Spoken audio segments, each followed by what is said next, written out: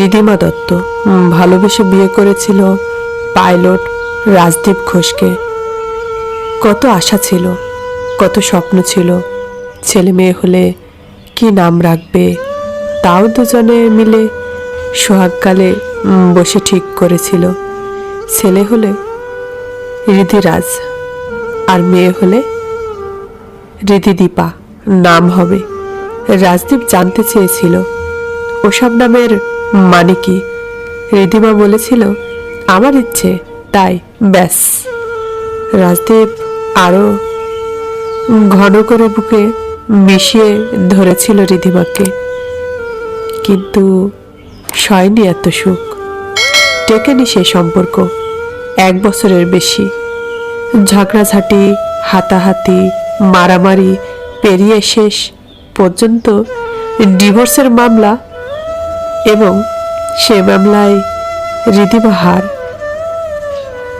অনেক নোংরামি, কাদা ছোড়াছুড়ি, তবে আসলে মূল অভিযোগ হলো দুজনের নাকি একাধিক বিবাহ বহির্ভূত সম্পর্ক। প্রথমে একাধিক প্রেমের অভিযোগ, গন্ডগোল শুরু, তারপর অসহ্য হয়ে ওঠে, আর এক সময় বাধ্য হয়ে রিধিমা ছেড়ে দেয় রাজদীপকে ছেড়ে গিয়ে রিধিমা প্রথমে নিজের বাপের বাড়িতেই যায়, কিন্তু সেখানে ঠাঁই মেলেনি। ঠাঁই না মিললেও সেখান থেকে চূড়ান্ত অপমান মিলেছিল। থাকার কোনো জায়গা নেই। আবার এত অশান্তির পরে রাজদীপের বাড়িতে ফেরা যায় না। অহংকার এসে বাধা দিল রিধিমাকে। রিধিমা একরকম বাধ্য হয়ে এসে উঠল ওর কলেজ বেলার বন্ধু অংশুর বাড়িতে, ভবানীপুরে। একা মানুষ, একলা একটা ভাঙাচোরা প্রত্যেক আমলের বাড়িতে থাকে। গান বাজনা ওর পেশা, নিজস্ব একটা ব্যান্ড আছে। এককালে রিধিমা গাইতো ওই ব্যান্ডে, লিড ভোকালিস্ট। আর ঠিক এই কারণেই মানে রিধিমা এই অংশুর বাড়িতে থাকার ইস্যুতেই রিধিমা ডিভোর্সের মামলায় হেরে গেল। সুতরাং একটা টাকাও পেল না। খোরপোশের জন্য এক কানাকড়ির আশাও রইল না। এবার রিধিমা কি করবে? অনিশ্চিত জীবনের মধ্যে ঝাঁপ দিয়েছে বলে ওর বন্ধু বান্ধব, আত্মীয় স্বজন সবাই রিধিমাকে তুমুল তিরস্কার করেছে, বোকা বলেছে, আড়ালে নষ্টা বলেছে।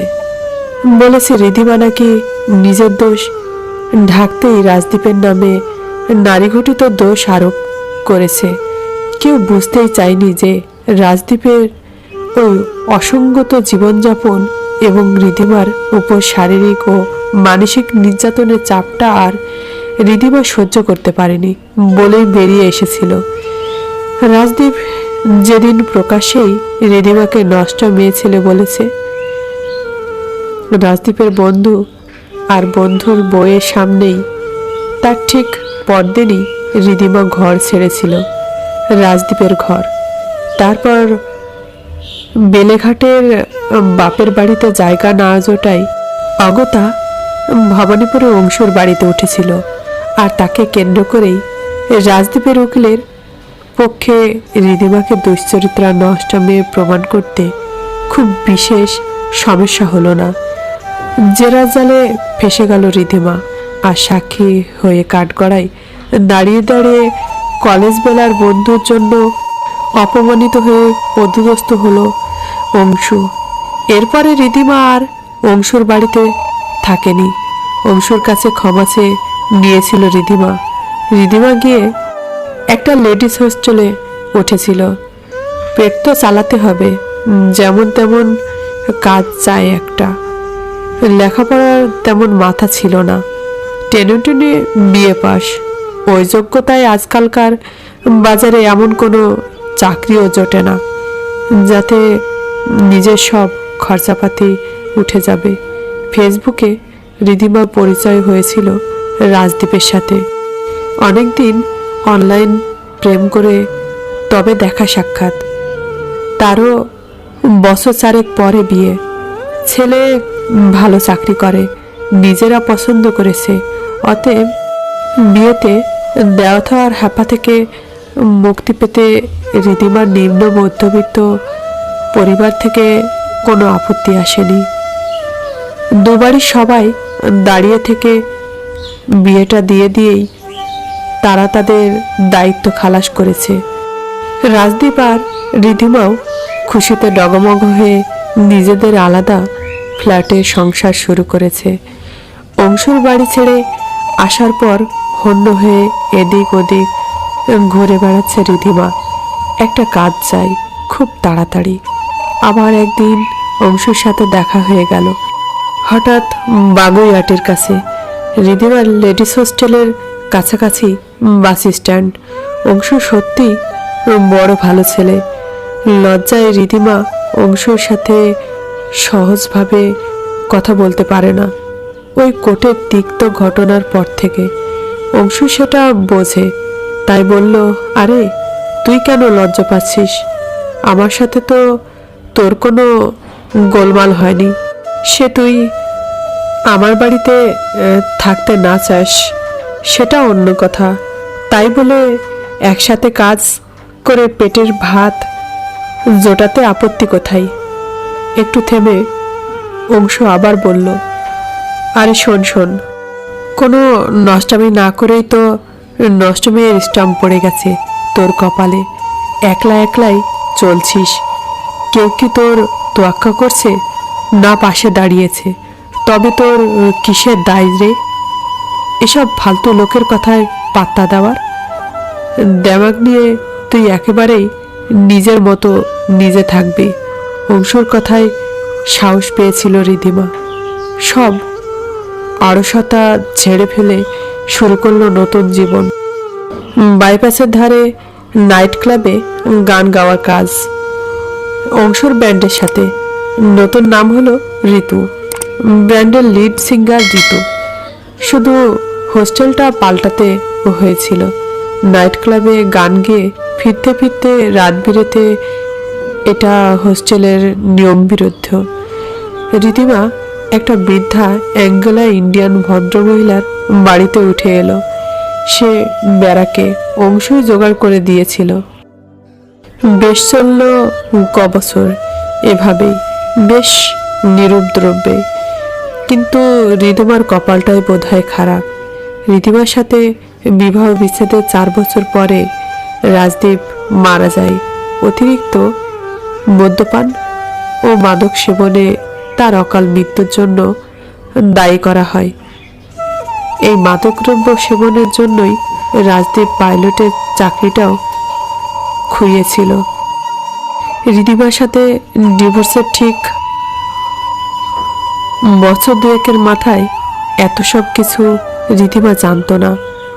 জানলো আবার সেই অংশুর মুখে। রাজদীপের ভাই খোঁজ করে অংশুকে ঠিক খুঁজে বার করেছিল রিধিমাকে খবর দেওয়ার জন্য। মারা যাবার আগে রাজদীপ অংশুর কাছে ক্ষমা চেয়ে নিতে চেয়েছিল, আর বেহালার ফ্ল্যাটটা রিধিমার নামে করে দিয়ে গেছে। যদিও এই দ্বিতীয় ব্যবস্থাটা আবার রাজদীপের ভাইয়ের মোটেও পছন্দ হয়নি। ওরকম একটা নষ্ট মেয়ে যার জন্য তাদের ভাইয়ের জীবনটা এভাবে নষ্ট হলো, তার নামেই আবার ওই নিজের রোজগারের কেনা ফ্ল্যাটটা। রাজদীপ বেহালার ওই ফ্ল্যাটটা কিনেছিল রিধিমাকে বিয়ে করার ঠিক আগে। ওই ফ্ল্যাটের তাদের 1 বছর সংসার করা। রাজদীপ আর রিধিমার সংসার। রাজদীপের মৃত্যুর পরে ওর ভাইয়েরা খুব অসন্তুষ্ট ছিল রাজদীপের এরকম বোকার মতো সিদ্ধান্তে। তবে মৃত ভাইয়ের শেষ ইচ্ছাটা জানতেও বাধ্য হয়েছিল অংশুর মাধ্যমে। রিধিমাকে এর অবশ্যই অন্য একটা কারণও আছে। রাজদীপের শেষ শয্যায় আরও একটি খবর সামনে আসে। রাজদীপের জবানিতেই রিধিমার প্রতিটি অভিযোগ সঠিক ছিল আর রাজদীপ মিথ্যে অভিযোগে রিধিমার সাথে সম্পর্ক নষ্ট করেছিল। নিশা নামের মেয়েটা, যার জন্য রাজদীপ এই সমস্ত ঘটিয়েছিল, তারা পাল্লাতে পড়েই এই মারাত্মকভাবে নেশায় ডুবতে থাকে রাজদীপ। আর ওর টনক নড়ে যখন চাকরিটা চলে যায়। তারপরে ঘটে আসল কাণ্ড। রাজদীপের সাথে সেই নিশা নামের মেয়েটা যে জয়েন্ট অ্যাকাউন্ট ছিল, সেখান থেকে সম্পূর্ণ টাকা তুলে নেয়, অ্যাকাউন্ট ফাঁকা করে রাজদীপকে লুকিয়ে। রিধিমা বাড়ি ছেড়ে চলে যাওয়ার পরে যখন ওই নিশা নামের মেয়েটার সাথে একসাথে বেহলার ফ্ল্যাটে থাকতে শুরু করে রাজদীপ, তখনই আস্তে আস্তে করে রাজদীপের চোখে সব ধরা পড়েছিল। নিশার উচ্ছৃঙ্খল জীবনযাপন, বাড়িতে বন্ধু বান্ধব জুটিয়ে এনে নেশা আর জুয়ায় আড্ডায় বসানো, কথায় কথায় রাজদীপকে গালিগালাজ করা, মারধর করে অশান্তি করা, আর তারপর ক্রমাগত চাপ দিতে থাকা বেহুলার ফ্ল্যাটটা নিশার নিজের নামে লিখিয়ে নিতে। এতে রাজদীপ বুঝতে পারে নিজের ভুল, কিন্তু কোথায় খুঁজে পাবে রিধিমাকে? আর যদি বা খুঁজে পাও, তবেই কি বা বলবে রাজদীপ তার প্রাক্তনকে ভালোবেসে বিয়ে করা আর তারপর তার জীবন দুর্বিষহ করে তোলা স্ত্রী রিধিমাকে? নিশার সাথে অশান্তির চূড়ান্ত জোগাড় পৌঁছাতে একদিন বেহালার ফ্ল্যাট ছেড়ে রাজদীপ পুরনো প্রত্যেক বাড়িতে বাগবাজারে চলে আসে। চুরচুর নেশাগ্রস্ত অবস্থায়, গায়ে ধুম জ্বর নিয়ে রাত প্রায় 12টা নাগাদ। ভাইয়েরাই ভর্তি করে দিল সরকারি হাসপাতালে। আসার সময় রাজদীপ 3টা জিনিস সঙ্গে করে এনেছিল: বেহালা ফ্ল্যাটের চাবি, রিধিমার সাথে তোলা রাজদীপের বিয়ের পরে প্রথম দিন ডিউটিতে যাওয়ার আগে নিজের ইউনিফর্ম পরে তোলা একটা ছবি বাঁধানো, আর বেহালার ফ্ল্যাটের দলিলটা। নিশার অনুপস্থিতি থাকার সুযোগে ফ্ল্যাটে লক করে বেরিয়ে এসেছে রাজদীপ।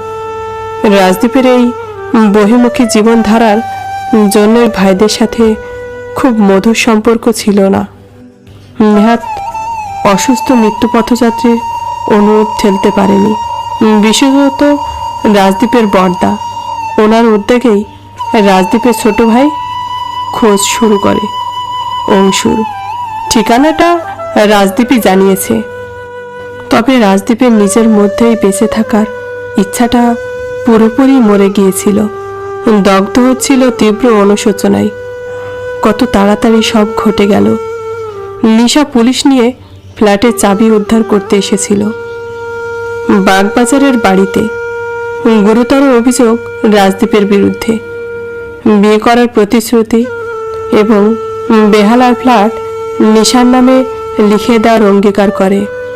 নিশার ইচ্ছার বিরুদ্ধে রাজদীপ জোর করে নিশাকে সহবাসে বাধ্য করে এবং যখন বিয়ের কথা ওঠে তখন সম্পর্ক অস্বীকার করে রাজদীপ। কিন্তু যার বিরুদ্ধে এত কিছু অভিযোগ, সে তখন সব অভিযোগের ঊর্ধ্বে। এই জাগতিক ভালো মন্দ সব বন্ধন কাটিয়ে রাজদীপ তখন সেই না ফেরার দেশে। এরপর অংশুর খোঁজ পাওয়া, রিধিমার সন্ধান, সবই হলো, কিন্তু সামনাসামনি রাজদীপের আর ক্ষমা চাওয়া হলো না। খবরটা শোনার পর সেদিন আর রিধিমা মানে লাইট ক্লাবের লিড সিঙ্গার ঋতু বাড়ি থেকে বের হতে পারল না। কোথায় ছিলে এত চোখের জল? ভারী অবদ্ধতা করছে। রিধিমার মানা শুনছে না, দু চোখ থেকে সমানে জল ঝরে চলছে আর ভাসিয়ে দিচ্ছে সব রাগ, দুঃখ, ঘৃণা, অভিমান। চোখের সামনে দিয়ে সিনেমার মতো বিয়ের আগের মেলামেশার 4 বছর আর বিয়ের পরের 1 বছর, এই সময়ের প্রতিটি মুহূর্ত রিধিমার মনে তোলপাড় করে চলে যাচ্ছে। রাজদ্বীপে চলে যাওয়ার মাস চারেক পার। রিধিমা এখন বেহালার ফ্ল্যাটেই থাকে। দুটো মেয়ে ওর সাথে থাকে। পেইং গেস্ট শুধু থাকা। এখন আর নাইট ক্লাবে গান গাইতে যায় না। অংশুর ব্যান্ডে নতুন জয়েন করা নতুনদের গান তুলিয়ে দেয়। অংশু একদম খালি হাতে কাজ নেয় না। রিধিমার কাছ থেকে সামান্য কিছু গুজে দেয় রিধিমার হাতে জোর করে। এসব মিলিয়েই রিধিমার একার জীবন কোনো রকমে চলে যায়। একটা দুটো করে দিন পেরিয়ে বছর ঘুরতে চলেছে। একা হাতে সব করতে গিয়ে রিধিমার আর সময় হয় না। যেসব ঘর বারান্দা ঝকঝকে তকতকে করে পরিষ্কার করবে। সেদিন পেইং গেস্ট মেয়ে দুটো নিজের বাড়িতে গেছে। রবিবার। অংশুর ব্যান্ডও ছুটি। ফাঁকা ফ্ল্যাটে সকাল থেকে রিধিমা শুরু করেছে পরিষ্কার অভিযান। হয়ে গেছে ঘর দুটো পরিষ্কার পরিচ্ছন্ন। অনেকটা বেলা হয়েছে। রান্না করতে আর ইচ্ছে করলো না। ফ্রিজে পাউরুটি আর মিষ্টি ছিল, তাই দিয়েই দুপুরের খাওয়া সারলো। রাতে দুটো সেদ্ধ ভাত ফুটিয়ে নেবে। অবশ্য বেশিরভাগ দিনই এভাবেই চলে রিধিমার খাওয়া দাওয়া। দুপুরে ঘুমিয়ে পড়েছিল। ঘুম থেকে উঠে চা খেয়ে রিধিমা শুরু করলো আলমারি গোছাতে। ওয়ার্ডরোবের প্রতি তাকে তাকে খাজে খাজে জড়িয়ে কত স্মৃতি। বিয়ের আগে, বিয়ের পরেও প্রথম প্রথম রাজদ্বীপ যে যে শহরে যেত, সেই শহর থেকেই কত রকমের গিফট আনতো রিধিমার জন্য। বিশেষ করে sari, dress, material, fancy jewellery, কত কিছু। শহরের মধ্যে ঘুরে ঘুরে শপিং করার সময় না পেলেও ডিউটির ফাঁকে ঠিক এয়ারপোর্টে শপিং আর্কেড থেকেও অন্তত কিছু না কিছু আনতোই রিধিমার জন্য। পরে আস্তে আস্তে কমতে থাকলো। দুটো নাম তখন রাজদ্বীপের সঙ্গে জড়িয়ে হাওয়ায় উঠছিল। এক নম্বর নাম এয়ার হোস্টেস রঙ্গিনী, আর দুই হলো বড়লোক বাড়ির বিগডন মেয়ে নিশা। রিধিমা পাগলের মতো হয়ে গিয়েছিল। সর্বক্ষণ ক্ষিপ্ত হয়ে থাকতো। না, রিধিমা আর এসব ভেবে মন খারাপ করবে না। যতই মন খারাপ করবে না মনে করে, ততই আরো বেশি করে ঘুরে ঘুরে মনে চলে আসছে স্মৃতির পাহাড়। বড্ড একলা হয়ে গেছে রিধিমা। সেদিন রিধিমা এই ফ্ল্যাট ছেড়ে চলে গিয়েছিল। তার ঠিক আগের দিনটা মনে পড়ল। রাজদ্বীপের এক কলিগের ম্যারেজ অ্যানিভার্সারির পার্টিতে রঙ্গিনী তো ছিলই, আরও অচেনা কেউ কেউ ছিল। পার্টি না ছাই, যত ঢলাঢলি রাপড়াবাজির আঁকড়া একদম। রিধিমা চুপ করে বসেই ছিল। পান ভোজনে উত্তম তখন রাজদ্বীপ। তারপর নেশা বাড়তে বাড়তে শুরু হলো নানান ধাস্টামো, আর তার মধ্যেই নেশার ফোন। রাজদ্বীপ তখন পুরো ফেটে আছে। নিজের উপর বিন্দুমাত্র কন্ট্রোল নেই আর। পার্টিতে বন্ধুদের আর তাদের বউয়ের সামনেই রিধিমাকে বলে বসলো নষ্ট মেয়ে ছেলে একটা। ঘাড়ে বসে একেবারে রক্ত চুষে খাচ্ছে। রিধিমা রাগে, দুঃখে, অপমানে সবার চোখ এড়িয়ে গিয়ে গাড়িতেই বসেছিল। ড্রাইভার লক্ষ্য করছিল রিধিমাকে ফ্ল্যাটে পৌঁছে দিয়ে আবার গাড়ি নিয়ে ফিরে গিয়েছিল পার্টি ভেন্যুতে রাজদ্বীপকে আনতে। পরের দিন সকালেই ফ্ল্যাট ছেড়ে বেরিয়ে গিয়েছিল রিধিমা। সামান্য কিছু জামা কাপড় আর দুই একটা হালকা গয়না, বাপের বাড়ির দেওয়া ওইটুকু নিয়েই। তারপর কত কিছু হয়ে গেল। চাকরি যাবার পর রাজদ্বীপ গাড়ি বেচেছে। রিধিমার গয়নাগাটি তো বোধহয় সবটাই নিশা হাতিয়েছে। কি হবে আর এসব কথা ভেবে? ভাবতে ভাবতেই রাজদ্বীপের স্টিল শেপটা খুলতে রিধিমা খুব অগোছালো কাগজপত্র ভর্তি, অ্যালবামে পুরনো ছবি ভর্তি, রাজদীপের শখের টুকিটাকি জিনিসপত্র সব কিছু নামিয়ে ঝেড়ে পুঁতে গুছিয়ে রাখলো।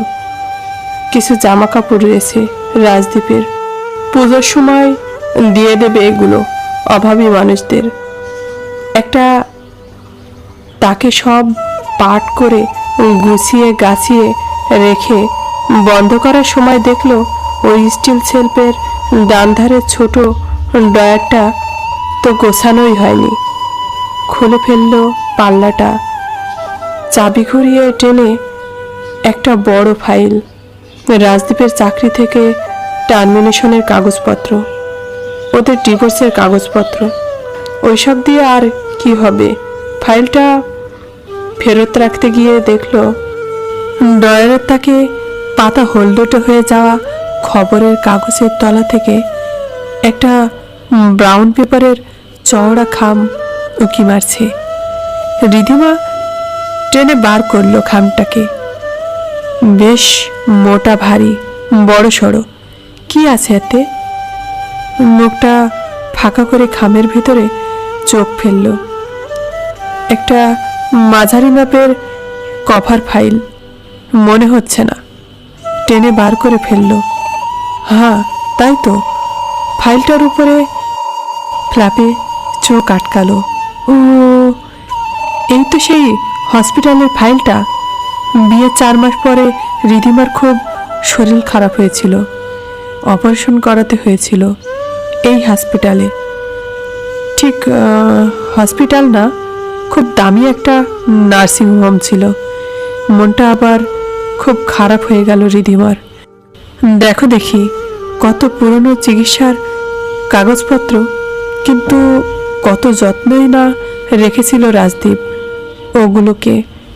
রিধিমার হঠাৎ মনে হলো রাজদীপের সাথে ওভাবে গন্ডগোল না জড়িয়ে ওকে হয়তো আরও একটু বোঝাতে পারত, আরও একটু সুযোগ দিতে পারত। রিধিমা খুব ধীরে ধীরে ফাইলটা গায়ে হাত বোলাতে লাগলো। ওই ফাইলটার গায়ে যেন তখন ও রাজদীপের ছোঁয়া লেগে আছে। ঝাপসা চোখ মুছে খুলল ফাইলটা। কতদিনকার কথা, তবুও রিধিমার মনে হচ্ছে এই যেন সেদিনের কথা। একদম ওপরেই রয়েছে ফিটনেস সার্টিফিকেট আর ডিসচার্জ সার্টিফিকেট, তার নিচে প্রেসক্রিপশনগুলো, তার তলায় হাসপাতালের একটা লেটার হেড হয়েছে, তার মধ্যে একটা খরচের স্টেটমেন্ট, ভর্তি হবার ডেট আর টাইম, আরও কিছু লেখা, বেশ জড়ানো হাতের লেখা। অনেক চেষ্টা করেও উদ্ধার করতে পারল না কি লেখা আছে। আর তাছাড়া এসব দেখে আর জেনেই কি আর হবে? সেই কবেকার প্রায় 6 বছর আগে তো ওই অপারেশন হয়েছে, এখনো পর্যন্ত তো কোনো অসুবিধা হয়নি। আবার কোনো সমস্যা হলে এই সমস্ত কাগজপত্র নিয়েই হসপিটালে যাব। ভাবলো থাক, যেখানে ছিল রাখা সেখানেই রাখা যাক, হয়তো ভবিষ্যতে লাগতে পারে ভেবেই রাজদীপ এত যত্ন করে রেখেছিল। ফাইলটা বন্ধ করে খামে আর রাখলো না। খামটা ভাঁজ করে ফাইল কভারের পেছন দিকের ফ্ল্যাপে ঢোকাতে গিয়ে দেখলো ওখানে আরেকটা একটু ছোট সাদার উপর হসপিটালের প্যাথোলজিস্টের নাম প্রিন্ট করা খাম ভাঁজ করে রাখা। ওটা আবার কি? বার করলো রিপোর্টটা, রিধিমারই রিপোর্ট, নাম তো ওরই লেখা। রিপোর্টটা বিছানায় রেখে সোজা করে নিয়ে হসপিটালের অন্যান্য কাগজপত্রের সাথে রাখতে গিয়ে প্রিন্টেড রিপোর্টটা চোখ গেল। একই লেখা দেখছে এতে। রিধিমা 2 আর 2 ততক্ষণে 4 করে ফেলেছে। সব পরিষ্কার হয়েছে দিনের আলোর মতো। ঘৃণায় মুখটা কুঁচকে উঠেছে রিধিমার, কপালে বিন্দু বিন্দু ঘাম। সেই দুর্বোধ্য লেখাটাও আন্দাজ করে নিয়েছে রিধিমা।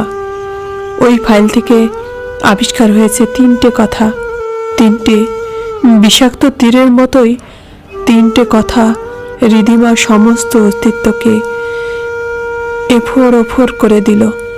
ফাইলটা খোলা পড়ে আর রিধিমার দু চোখ থেকে আগুন ঝরছে। একই লেখা দেখল।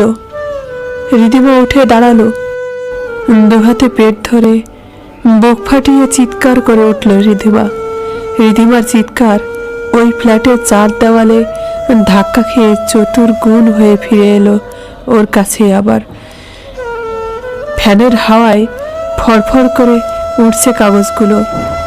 কোনটার লেখা প্রেগনেন্সি পজিটিভ, কোনোটায় লেখা লাইগ্রেশন অপারেশন করার খরচের স্টেটমেন্ট, আবার কোনোটায় লেখা অপারেশন শেষে টোটাল ফিটনেস আর ডিসচার্জড। রিধিমার জীবনটা নষ্ট, সত্যি নষ্ট। ওর জীবনটা আর ওর কষ্টগুলো একটা বড় সড়ো ব্যঙ্গ। সম্পর্ক আর বিশ্বাস, এই শব্দ দুটোই ভেঙচে কাটে।